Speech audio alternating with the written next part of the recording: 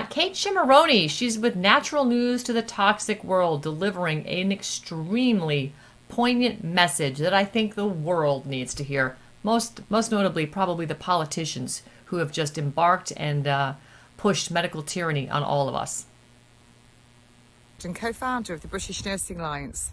Well, I'm here on the beautiful forest walking my dogs, and my close friends just told me that she's been called selfish because she wouldn't have this experimental, untested, unlicensed, uninsured injection.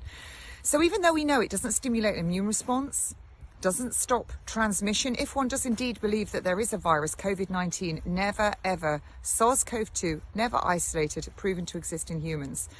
So she's been told she's selfish if she won't have this injection. And when you push these people to answer, you know, why do you say we're selfish? I'm going to say this to you, all of you out there that are telling us we should have it. And I've been a nurse for 36 years. I have a diploma in personal nutrition. I'm trained as an independent nurse prescriber. And I work on many shows now, radio stations, etc., as a health and wellness expert. I don't want to have it, nor does several 100,000 in the NHS, and they're about to lose their jobs. So ask yourself this. Let's go back in history. If we look back to Nazi Germany, they actually dragged people out of their homes. One Jewish lady in a testimony, a grandmother, was dragged out of her house by her hair because she was Jewish. If we look at what happened in Rwanda, now let's look at former Yugoslavia. The one thing you can say about all these times in history was the people were lovely. They closed their curtains while their neighbours were being dragged off to camps or executed, or having their doors marked with a cross or marked that they were Muslim as they set their houses on fire, and if they tried to come out they would shoot them. Lovely, lovely people. They allowed this to happen. How far are you prepared to go? Are you prepared to ask for us? First of all, you can't access medical treatment or supermarkets or any life or public transport or school or education or anything if you've not been injected with this bioweapon. How far are you prepared to go? Are you going to start saying that we need to be rounded up, put in a camp or executed?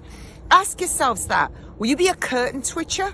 Or will you draw your curtains? Or will you be painting on our doors so that we can be dragged out or executed?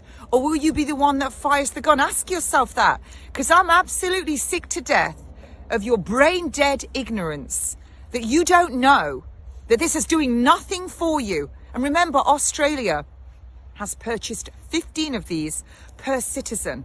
And look what's happening there. 3 weeks to flatten the curve. Then you need 1 injection. Then you need 2. Then you need 3. Now they're on to 4 in Israel. You need to ask yourself what's going on in your head. Are you going to allow your children to be executed or to be slaves before they're executed? Because I'm really sick of hearing it all. You need to really start looking in the mirror and ask yourselves, what is it to be human? Ask yourselves that, because there's only one person in charge here. And it's God, the only person I answer to. Now you go and have a word with yourself, and don't ever call me or my family or my friends or my colleagues or any of us selfish. I believe it's you who's selfish, because you just want idolatry.